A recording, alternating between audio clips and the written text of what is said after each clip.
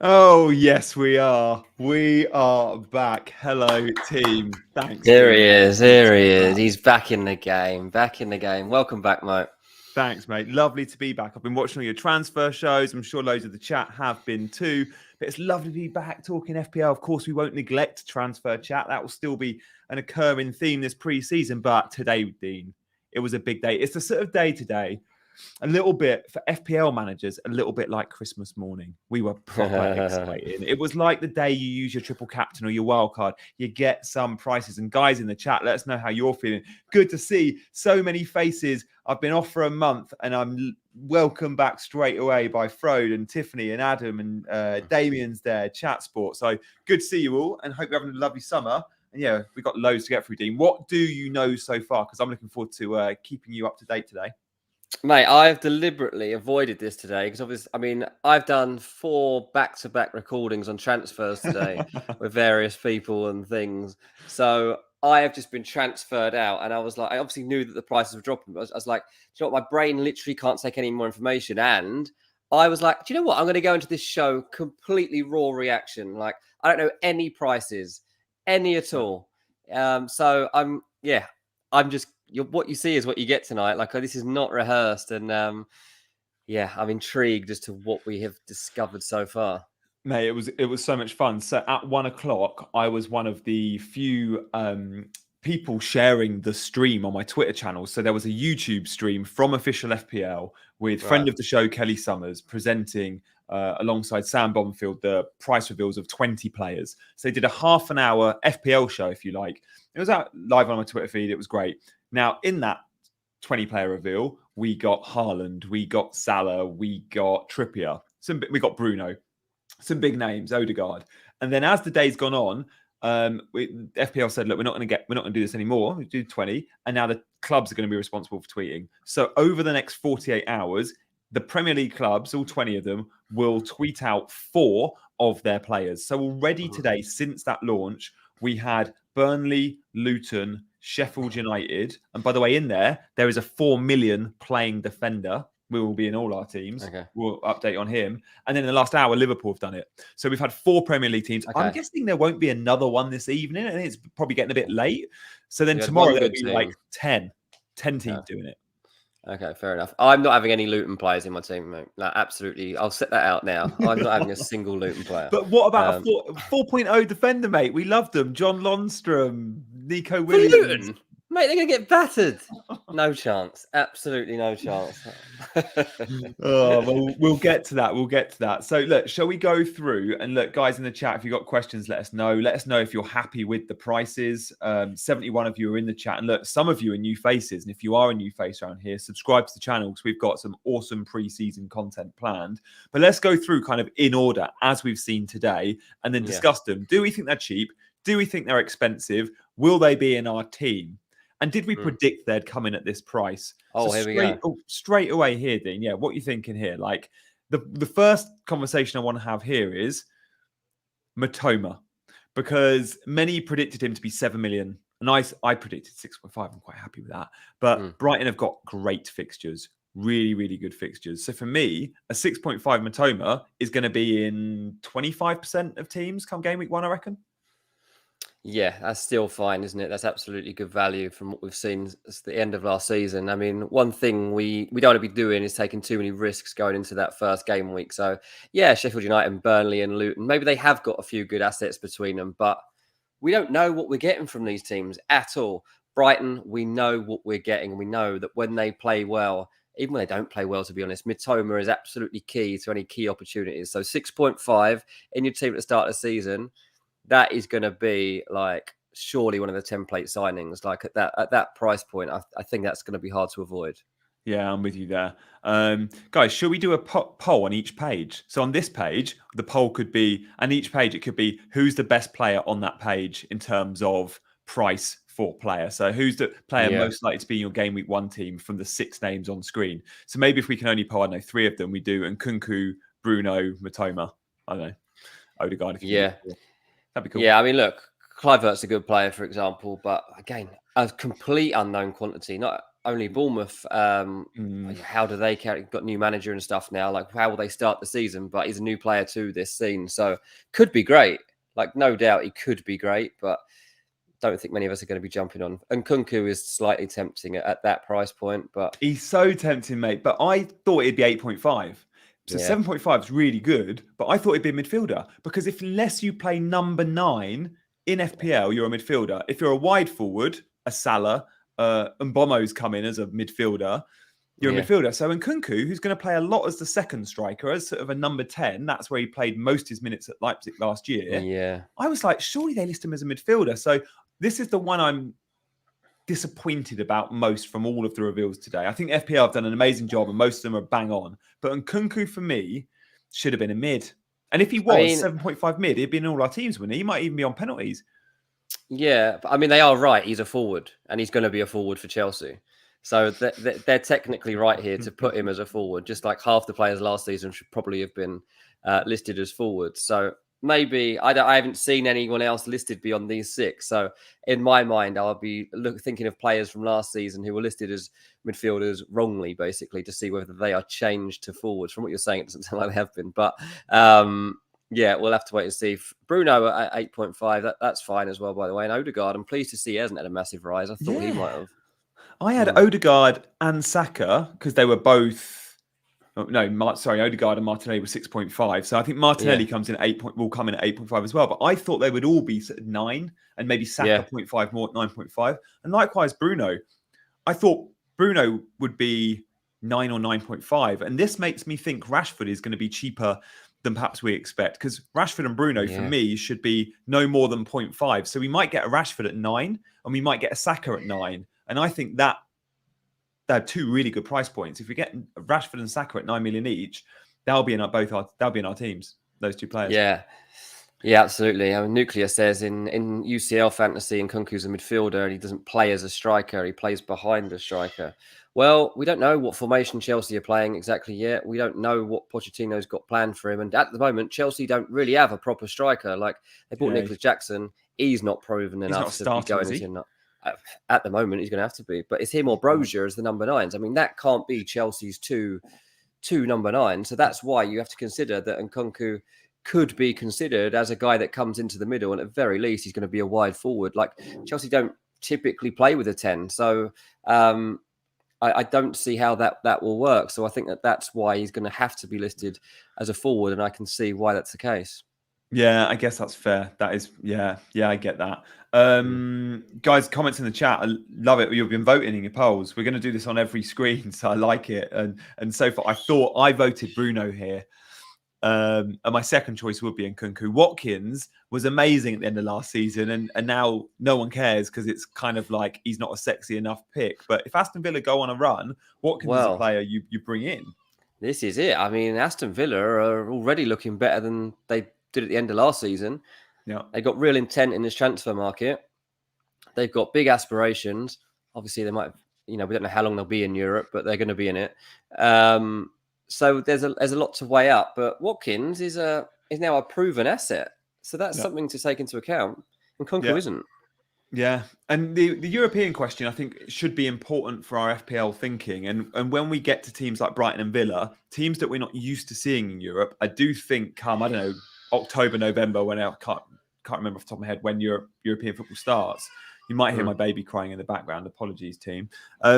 Then you might think, okay, I don't want Matoma in my team because he's struggling with the Thursday, Sunday turnaround or whatever. Yeah. But until that point, don't let European football cloud your judgment. We've got a good couple of months where these guys are playing 1 game a week. They're fresh off a pre-season.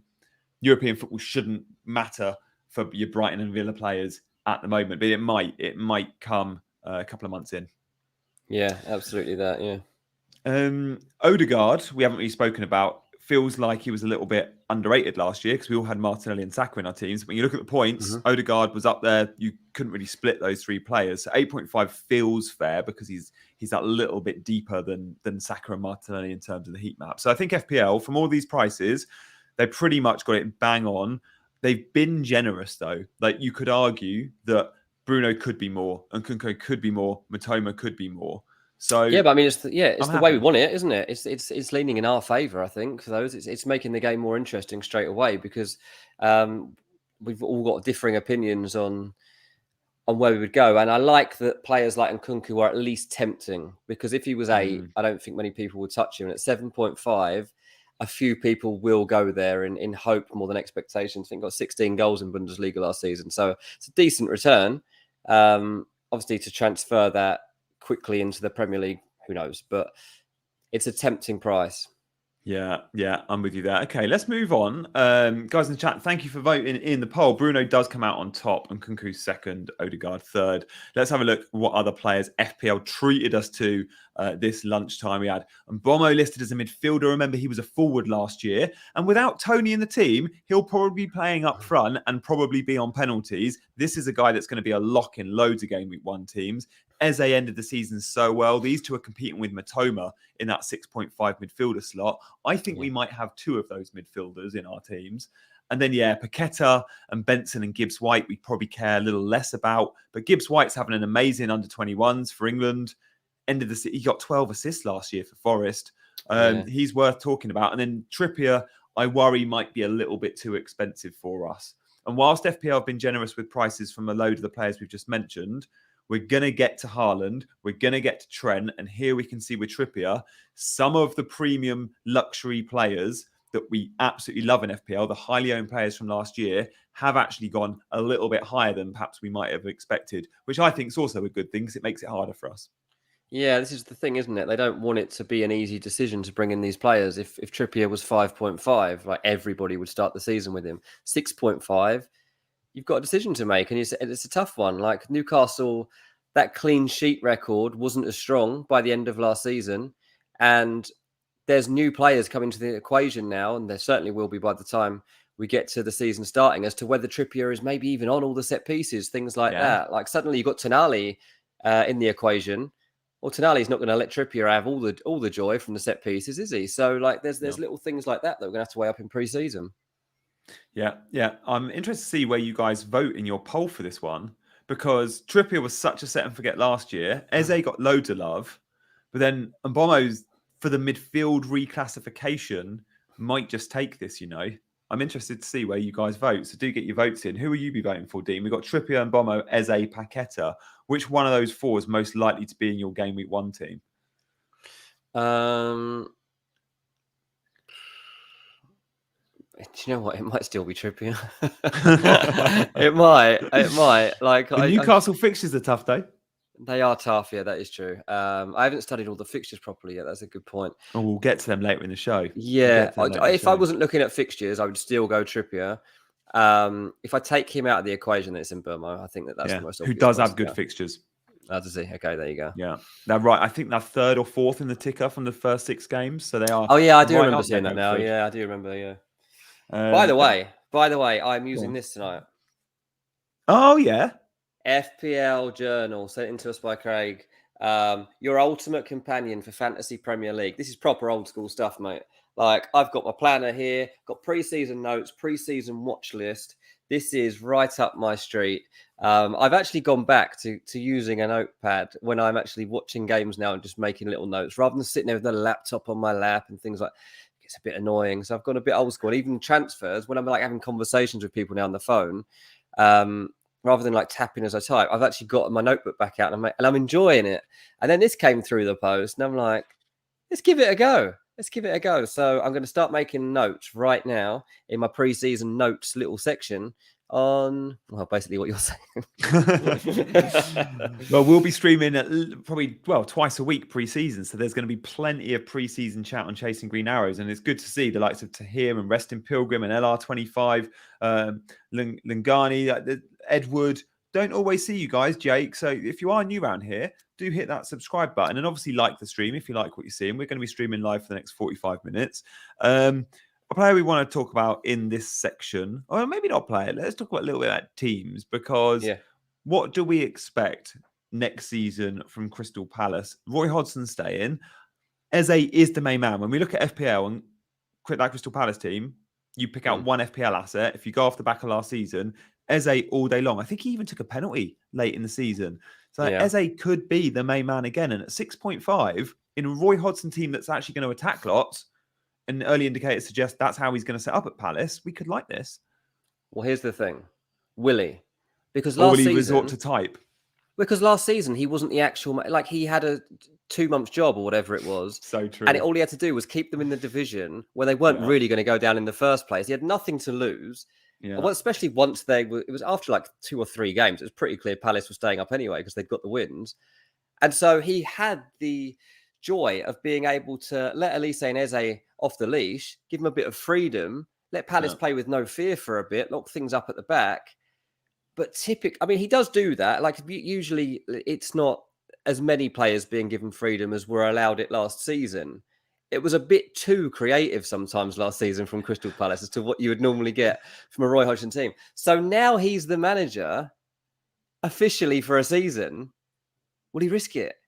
Will he go for it? Maybe in his old age, he's like, who cares? Let's go for it. Yeah. But I don't know. Chat Skeptical. Sports saying, is Roy staying? Yeah, he's been confirmed today as Crystal Palace's manager for the duration of the next season. While they try to decide what their long-term philosophy is. They really don't seem to know what to do, Crystal Palace. This was a decision they could easily have made like straight in the back of last season. They clearly went after other people or at least explored other avenues. And then they were like, no, let's go back to him. Let's go and give him. So that's the only thing that does make me think about Eze. And I will maybe pick one Crystal Palace player, but I won't go any deeper than that, especially attackers. Yeah. It's funny. I remember one game under Roy at the end of the last season. I'm sure the front five was Elise, Eze, Ayew, Zaha, and I think Edouard. It was like you've named 5 forward attacker players. Like it doesn't do that. Crazy. It doesn't do that. Yeah. Elise is out till October, by the way, he got injured for France in the under-21s. But yeah, let's move on. The poll results for this one are, unsurprisingly, I think, Mbomo up top, and then Trippier second. Not much love for the other two. Let's move on to our third screening, guys. We're going to be getting to some Liverpool assets coming up, and of course, be talking about the big man Erling Haaland. So stay with us. But this one, this was a bit of a boring reveal. We had 2 keepers, Pickford and Leno, revealed together, and it's like, that's not the goalkeeper I wanted to know about. But it did make me think goalkeeper prices are going to be affordable because Pickford and Leno, I think they were 2nd and 3rd for save points, or 3rd and 4th for save points last year. They both racked up a lot of FPL points, as did Sarr. But it made me think this season, does that mean they're going to be pretty generous with keepers? Are we going to get, the big question for me is Ramsdale at Arsenal, who have quite good fixtures. I think the defenders will mostly be 5.5. Is Ramsdale going to be 5.0? And these price points make me think we might get a Ramsdale for 5.0. And if we do, I think he'll be in a load of our teams because we'll go 5 million Ramsdale with a 4 million bench option. Or we do what we've all done in the past at times, and you go for 2 4.5s and you swap them each week. Personally, I don't like playing that game unless I love one of those 4.5s. But if they're all Leno Pickford types, I think I'll spend the extra and go, if I can get a quality number one like a Ramsdale, and just have a set and forget goalkeeper option. What's your preference, Dean? Because I'm sure every FPL manager watching this has had times when they've gone set and forget premium or 5.0 or 5.5, or they've gone let's rotate. But the heartache each week of picking that 4.5 option and getting it wrong, it's really annoying. Yeah, well, last season it was easy because we just had both Leicester goalkeepers to choose from and we couldn't go wrong, could we? Until we found out they really weren't very good. But this time around, for me, it'll be a set and forget.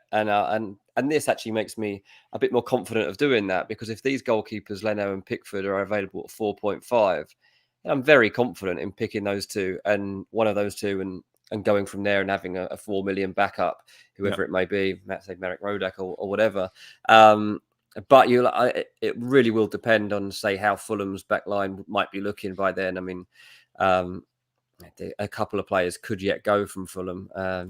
Anthony Robinson, for example, being looked at by a few clubs. Tosin wants to leave Fulham. So we'll have to wait to see whether that shapes out. Whereas the other flip of it would be if Ramsdale is 5 million, well, he's now going to actually have a stronger team in front of him.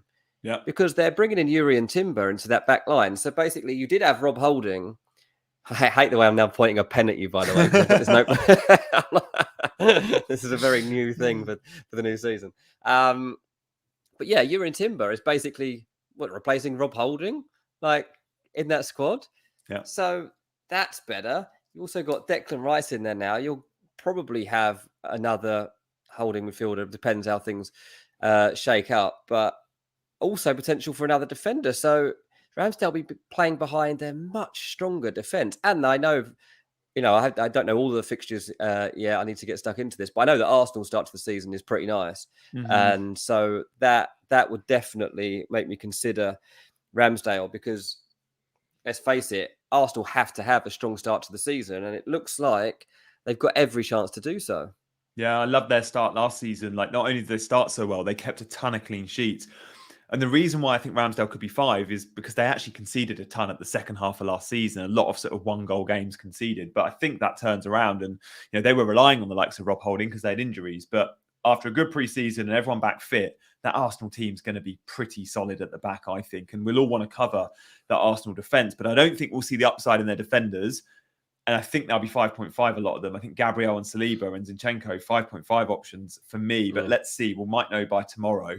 Let's talk a little bit about Son before we move on, because Son started the year last season at 12.5, which was $1 million more than Kane. He was probably the most underwhelming FPL asset last season. He has had as big a drop as we've seen so far. 12.5 at the start of last to 9.0 this time. If Ange Postecoglou gets his team playing and scoring goals, it will be a 4-3-3 and he will be wide. It won't be Son down the middle if Kane stays. But regardless, he could be a real threat. And look, if Harry Kane was to leave, could we see Son down the middle, Dean? I don't know.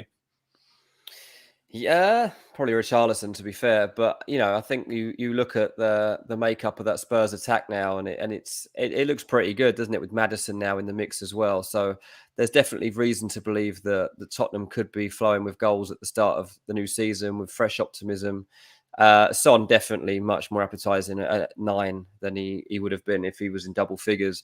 So that is a temptation. I saw a couple of people in the chat just saying, yeah, Son's a definite. I don't know about a definite. Not for me. Yeah, he's a maybe. He's a maybe. And that's a lot more than he was by the end of last season when, just fallen off a cliff. So I think that's very interesting. Gets footy says if Kane leaves, who is on penalties? I mean, look, Kane's not leaving, so it doesn't. It's kind of a redundant point at the moment. Like Tottenham have absolutely no intention still to sell him. He's going Chelsea on free next summer.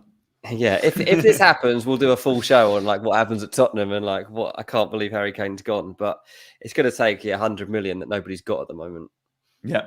If Maddison was 8.5, would you go for him or Son? Says Gabriel. I mean, you go Son over Maddison, probably at that price. The big question will be is, can you accommodate a Spurs mid-priced or expensive midfielder, an 8 to 9 million Spurs asset, when the Arsenal midfielders, the United midfielders, the Man City midfielders, there will be loads in that 8 to 9 million bracket. We're already looking at going, we need to get Bruno in our team because he's 8.5 million. Well, we're going to want Saka too. He's going to be similar. We might want a Man City asset. So, I mean, we've not even spoken yet about Mo Salah, but I think the template come game week 1 might even go without Mo Salah because there's so many good 8 to 9 million midfielders. We might go, we're going to have 3 of them and no Salah.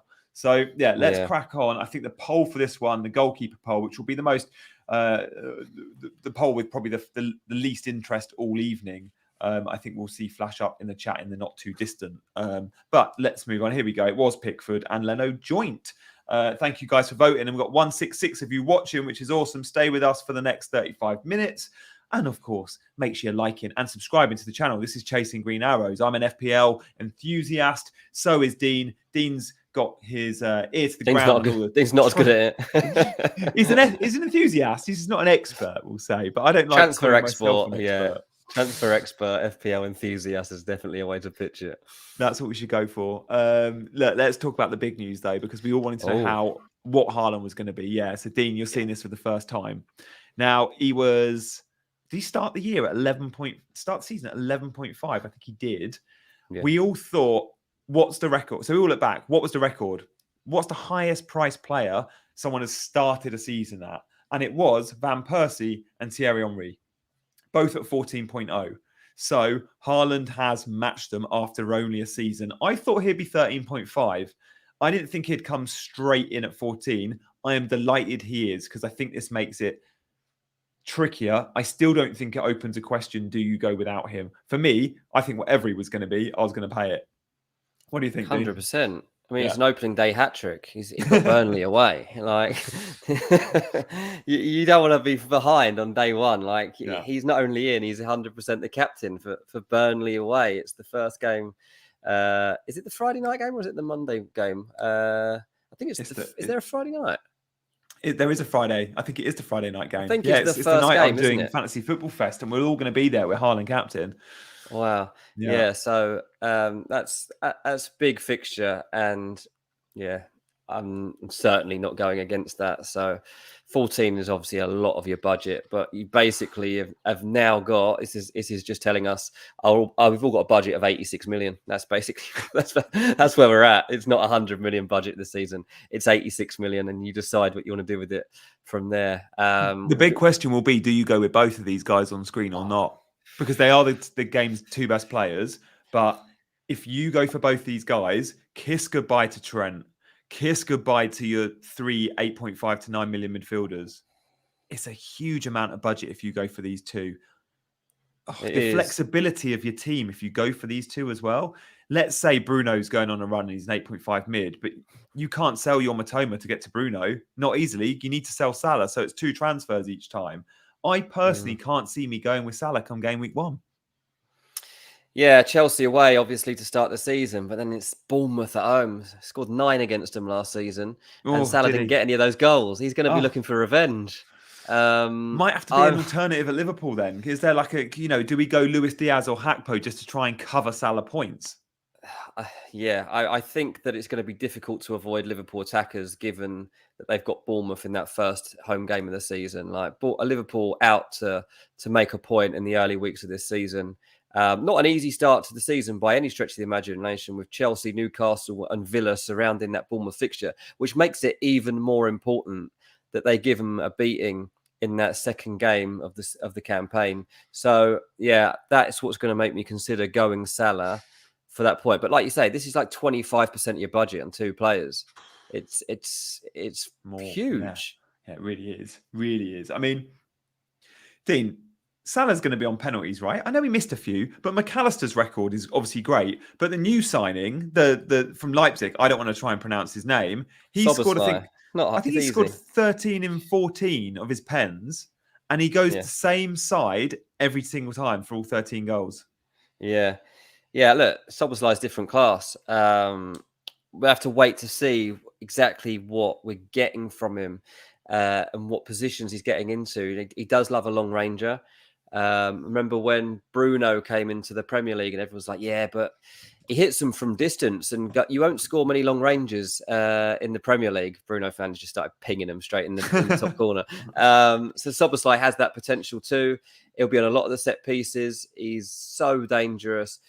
I think obviously like the way that we're expecting Liverpool to shape up for next season will end up in play being a 3 at the back with the box midfield and then 3 up top. And Szoboszlai will basically be the top right of the box. He'll be breaking from there with McAllister alongside him. That's what's expected at this point.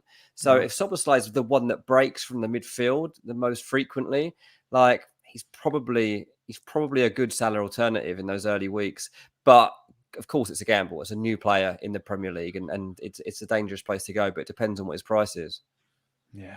It's going to be interesting. I think there's going to be a load of us going, how can we try and cover Liverpool attack?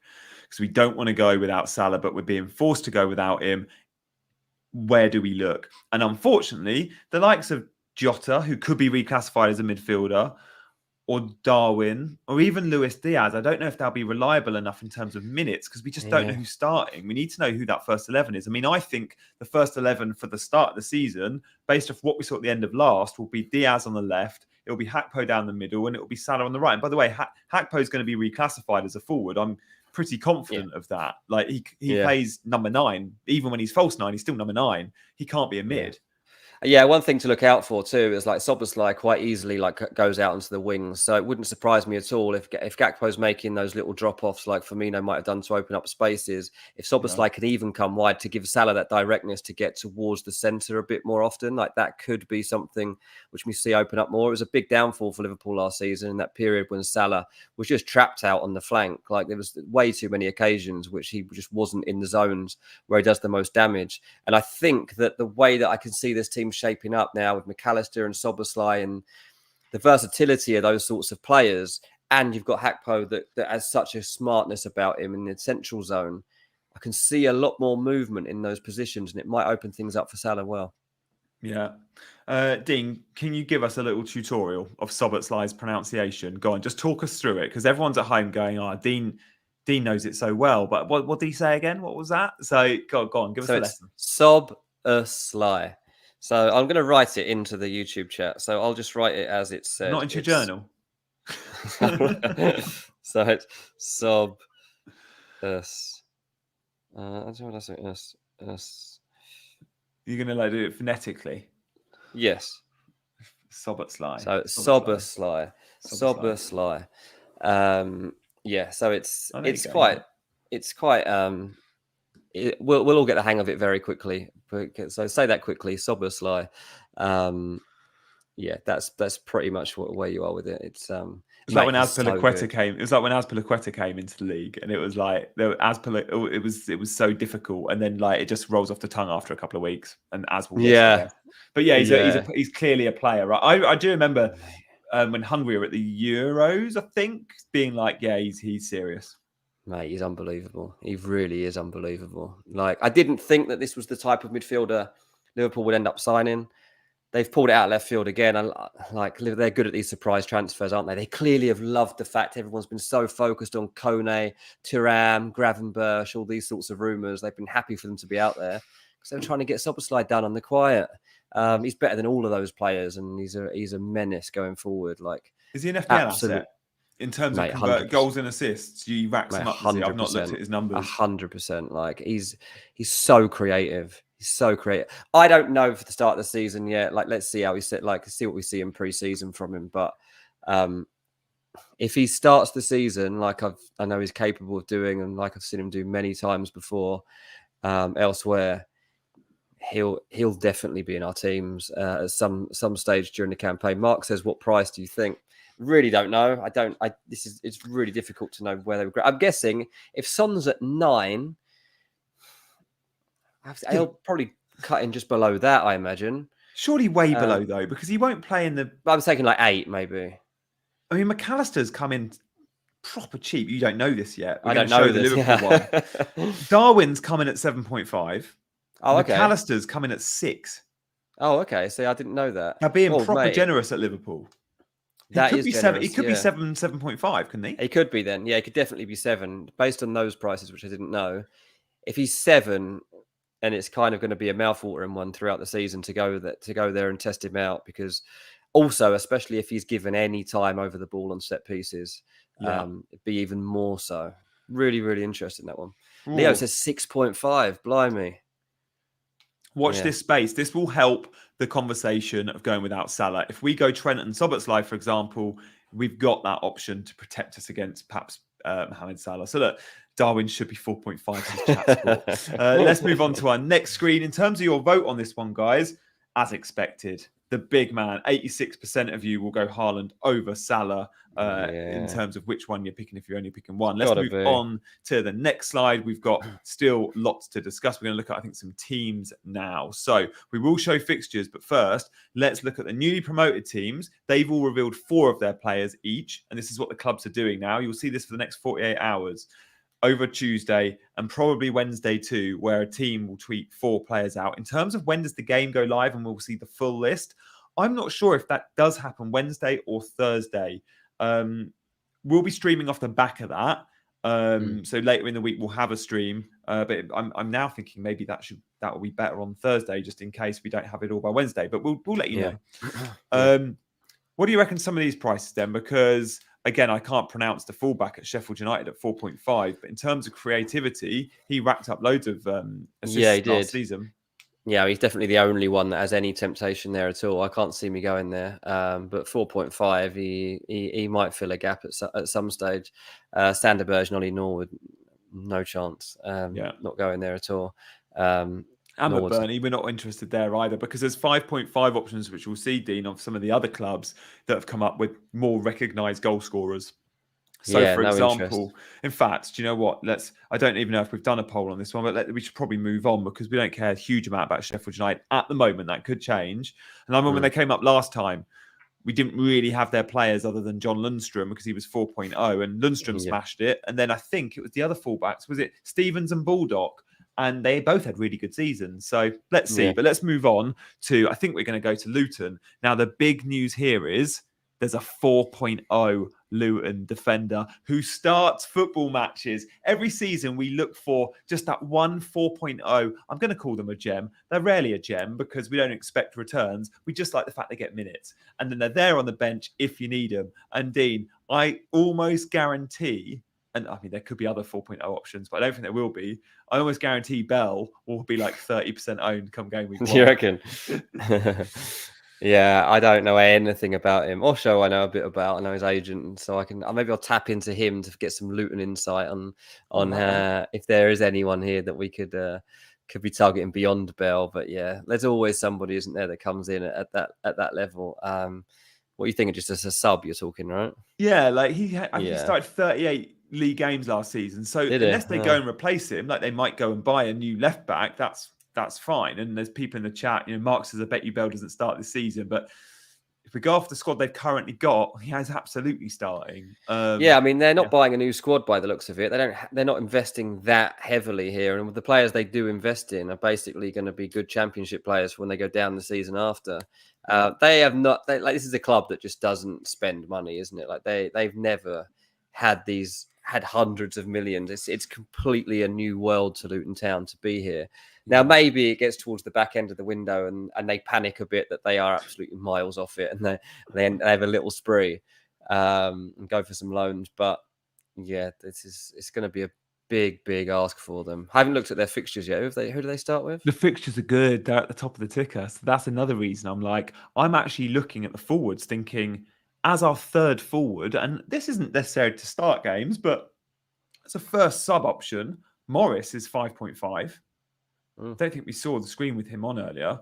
But Morris is Luton's top goal scorer last year, 20 goals, 7 assists. Yeah. So I think that was third in terms of goals in the championship. Like 5.5 is pretty, that's Ollie McBurney price, who's rubbish, Yeah. That's true. That is very true. Mark says they just signed a defender from Barnsley today. Exactly. Yeah. That's what we're getting here. That's what we're. Imagine if I have 2 Luton players in my 11. You're going to rip me to pieces. I might. Okay, let's move on. We've done 2 of the newly promoted teams, so it's only fair we look at Burnley. And this, from all the newly promoted teams, Dean, are these the ones we're most hopeful about in terms of staying up, but also in FPL we care about clean sheets and goals. And this seems like certainly the team that will score the most goals in terms of the teams coming up. Yeah, obviously a good football philosophy under Vincent Kompany, a totally different Burnley team from the one that we used to see in the Premier League. They're really, really easy on the eye these days. And it's interesting. Robert's obviously somebody that we've all had before and know about.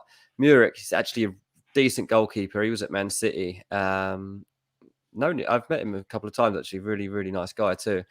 Brownhill, I mean, there was a little stage where he had his little moment in the sun in FPL as well. So yeah, Burnley are going to be an interesting one because they are the ones I think that are most likely to give this a crack at staying up. So we'll see once we get a few more reveals about what complete value there is. But I imagine they'll have a 4.0 somewhere along the line that I'm sure will be tempting. Colm says Connor Roberts and the keeper for me. Whoa, you got I mean, I guess they're both maybe shouts for you, Colm, because the 4.5 keepers, we don't know who he's up against yet, and how many other players will come out. But that's the thing. If he's the same value, like he's a decent keeper, but he's the same value as Pickford and Leno, is all I know so far. I'd go Pickford over. I think Sean Dyche will keep loads of clean sheets next season. Not loads, but I think Everton will go back to Sean Dyche ways and keep cleans. Yeah. Caleb, does Dean look exhausted? Cheers, mate. I didn't think that. I actually thought you looked really fresh. I was like, oh, Yeah, Dean's I got actually a feel really bit of good. tan. I feel really good. Yeah. Cheers, Caleb. There's loads of new faces in the chat. Like even Rubber Ducky, you Yeah, there's quite a few, occasionally yeah. watch. She's come in and said quack quack. Hello, Rubber Ducky. I'm thinking, Rubber Ducky, you sometimes pop in for a chat. Good to see you. I hope you've subscribed. Caleb, I'm thinking the same thing. So Leo is good. I think you're a bit more of a regular. Adam too. But hopefully you guys, if you are new around here, you've gone, oh, I like these Chasing Green Arrows boys. And we're going to be around all pre-season. So do subscribe to the channel. Robert Ducky says this is very different Burnley, very attacking. They will concede plenty early on. I think you're right. I think they're going to go, we only know one way. Yeah. We're going to keep that footballing philosophy. And that's why I think everyone's going to captain Haaland come game week 1. But they'll put up a good fight. And especially against at home, a bit like Bournemouth, they'll play good-ish football and score some goals. At times, Bournemouth did that. Yeah, it's that Man City fixture first day, isn't it? I mean, you're really not going to pick their goalkeeper up against Haaland. No. Silly. No. What do you think? Nick asked about Weghorst, Dean.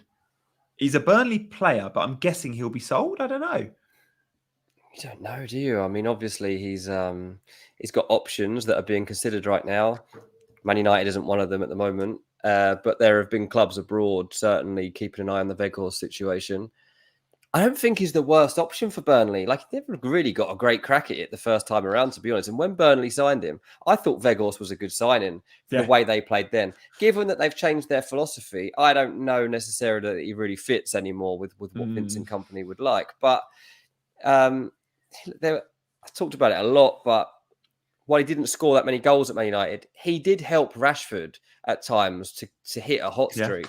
So if Burnley can find another way for somebody else to flourish, and he has to sacrifice himself with runs or movements that open up opportunities, then fair enough. But yeah, we'll have to wait and see on Weghorst. We will get a decision soon, though, because Burnley wants some clarity on what their squad's going to look like. I could see him going back to Turkey, but Chatsport says, I'd wait. He could still end up at United. He certainly won't end up at United next season. No chance. No. But yeah, I'm with you. I think he could do a job in the Premier League. What Man City players aren't a rotation risk? Dave, we'll address the Man City stuff, I think, when we see the Man City prices. And when we do a show towards the end of the week, we'll talk a little bit more about Man City, because we'll talk about it, relatively speaking, alongside their price point in terms of how risky we think that player is. But in truth, we don't quite know, because Pep goes through phases. But you look at that 11 from last season and expect the same 11 this year, minus Gundogan. Don't necessarily think Foden comes into that Gundo spot. Foden, historically, in the last 2-3 years, has had most of his game time in the front three, not the middle three. So Kovacic could come into that slot straight away.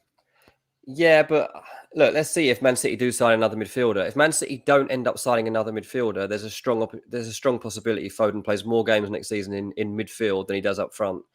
Speaking to someone who covers City the other day, and they said that genuinely is something. Like, just because Foden hasn't been playing midfield doesn't mean that plan isn't still there to be executed at some point.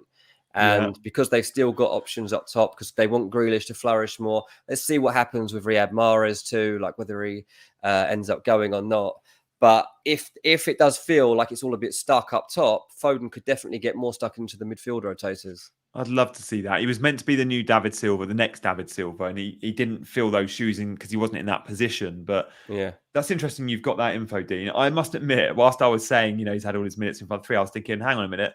At the end of last season, when he came off the bench, at times we did see him come on. And if you look at that Champions League final, again, for KDB and playing in the midfield three, so an advanced role within the midfield. Well, of course, Bernardo as well. Bernardo's situation too. Like, this is the thing. City, they don't really want to have lost Gundogan, Bernardo, and Riyad Mahrez in the same window, because that's a lot of influence from that team gone and a lot of reliability. But you consider the positions that they play. Obviously, Mahrez up further, but in midfield, where Bernardo kept slotting into that role at times, it's one that Foden could come in and use. Yeah. Man City defenders, we're going to go into it without a standout Man City fullback, because in years gone by, we've always had João Cancelo as a nice little safety blanket for FPL managers. You get the clean sheets, but you get attacking returns with Cancelo. Well, he's not going to be there. And there's not really a like-for-like substitute where you look and see an attacking fullback that will rack up points.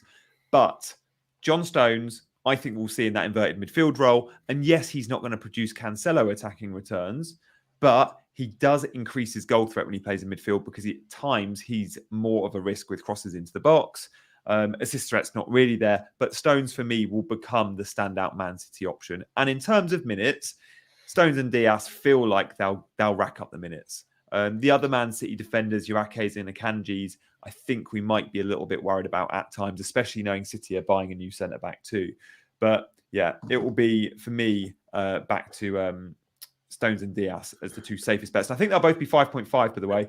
And Craig is in the chat. Craig, if you've missed it, your book has had a lot of love in today's show. So do go back and watch and do guys follow Craig. Look, Craig, it's coming in handy, mate. I'm making notes on all Gianni's tips here to make sure that I get off to a better start than he does next season when he forgets all this stuff. Let's move on now to our next slide. I think we've got Liverpool, and then we're going to look at fixtures before the end of the show. We'll try and answer some of your questions as well, so do stay with us. Over 200 of you are watching, which is awesome. Thank you very much for all the likes. And of course, you're subscribing, right? This is a bit of a surprise. I did not expect Trent at 8.0, Dean.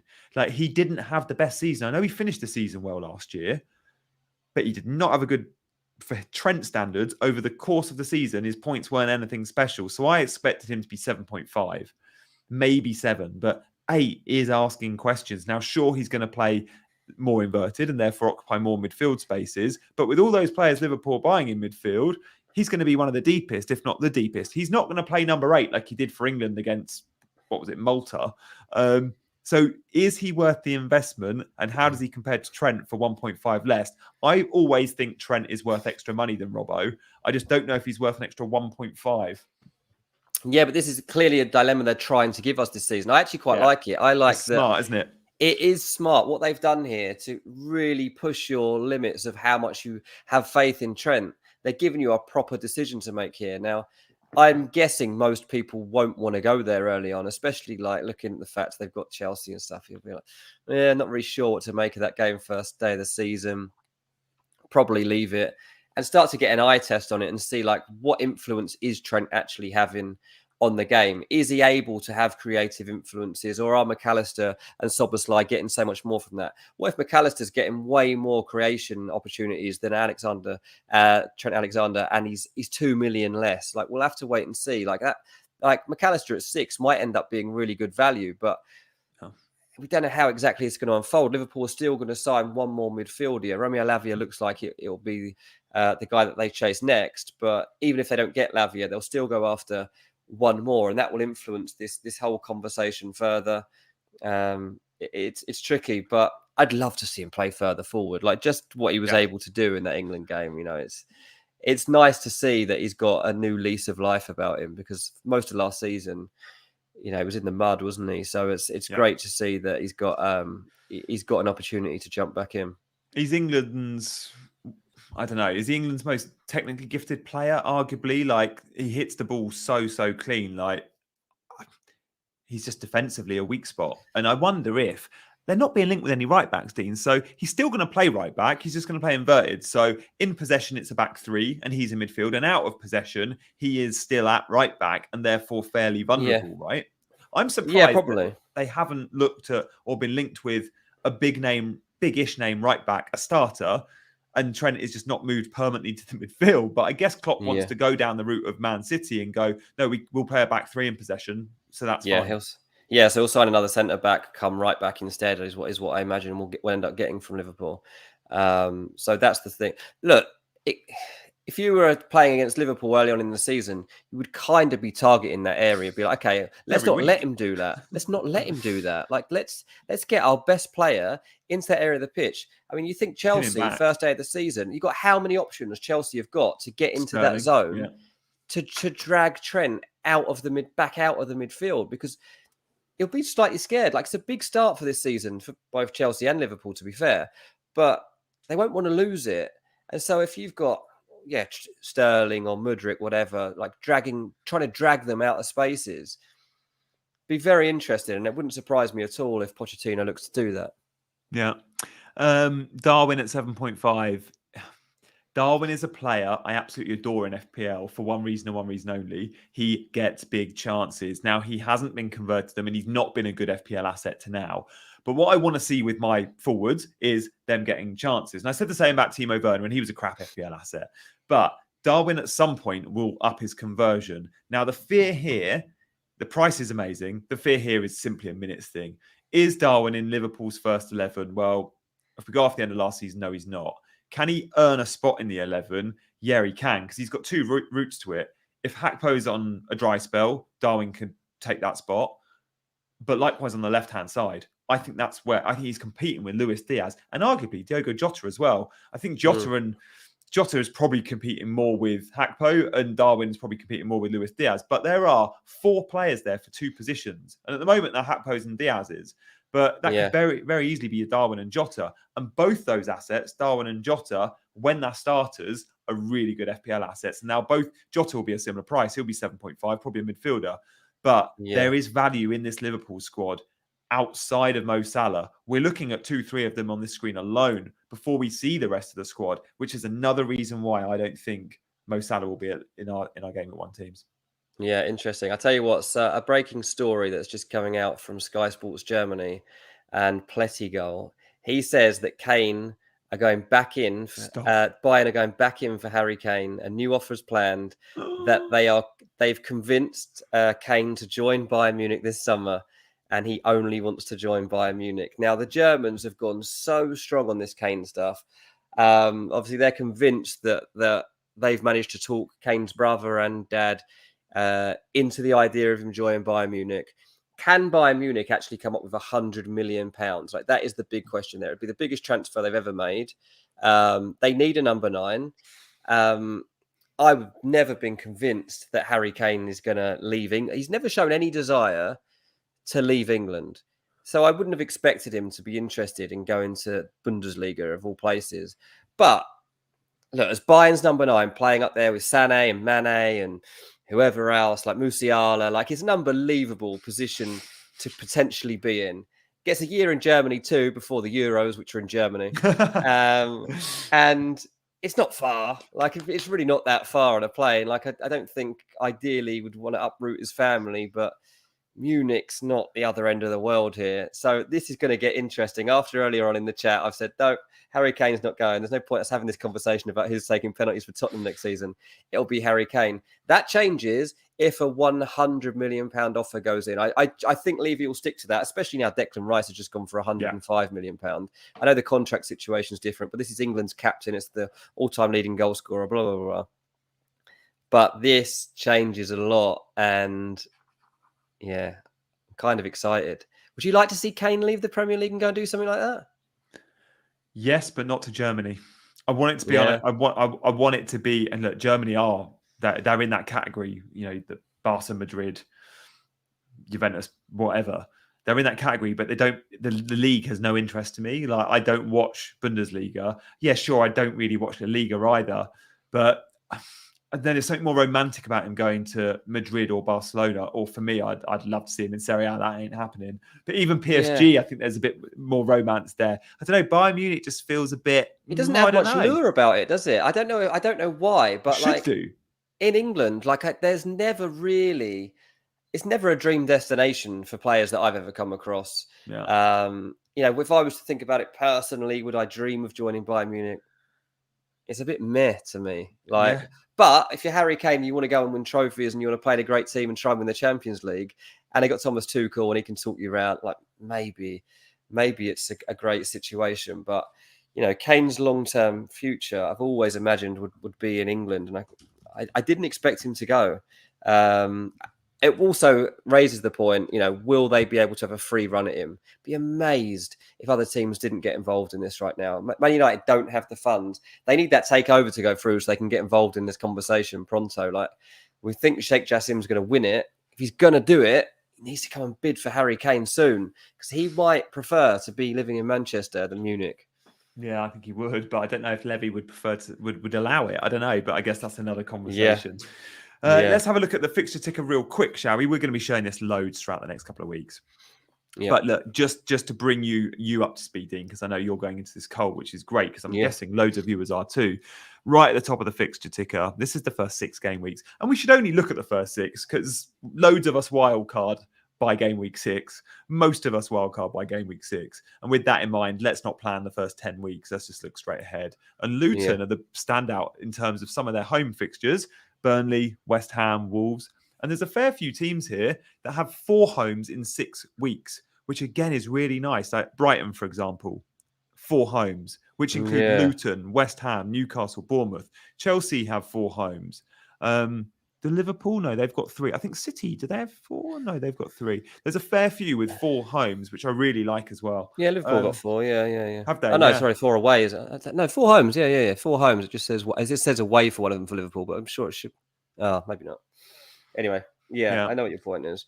So it's worth monitoring for sure. The home fixtures are good. The teams we like in FPL, a lot of them have just got lucky with good fixtures. So City, Arsenal, Brighton, Liverpool, Chelsea, like that, all popular FPL teams. The ones that I guess aren't, and Newcastle, I don't think we'll be looking at their assets because they're right at the bottom there. United, because they're United, will still get love, and their fixtures aren't bad. And then Arsenal, again, similar. Not the best. Oh, no, sorry. Arsenal are fairly hyped. Spurs, Spurs are good, but not the best. Especially about Harry Kane. Arsenal's it's a nice first 3, and then I find it a lot trickier after that to gauge. So I think definitely can see me starting strong on Arsenal, as well as Man City. Luton, I'm still avoiding. No. Brighton, I like that a lot. Like that Brighton start is very, very tempting to get stuck into, and it makes that Matoma price point even more intriguing. Now I see why you were talking about that so highly at the start. Yeah, mate. The one for me, I think we might have 2 Brighton players in our team, and I don't know if that's going to be like a defender and a midfielder, or even a midfielder and someone like Evan Ferguson. If Evan Ferguson's 5.5 or 6 million, I think he'll be in loads of our teams. And then you got Enciso could be reclassified as a midfielder. Like if Enciso is a 5.5 or 6 million mid, he'll be in all our teams as well. Because without McAllister in the team, you think Enciso is going to start most weeks. Look, there's loads to discuss. We haven't had time to get to many of your questions, but as always, we've been engaging with the chat throughout, and the show really is about you guys. So appreciate you being in the chat. If you're watching this on catch up, it's also about you for the comments. So drop a comment and we'll get back to you. But look, we're going to be back later in the week. I don't know if that's going to be Wednesday or Thursday or Friday, but we'll know very soon. We'll tweet about when we're back. We probably want to show some drafts, right? So I'm thinking when the game is launched, not too long after that, we'll have a show for you.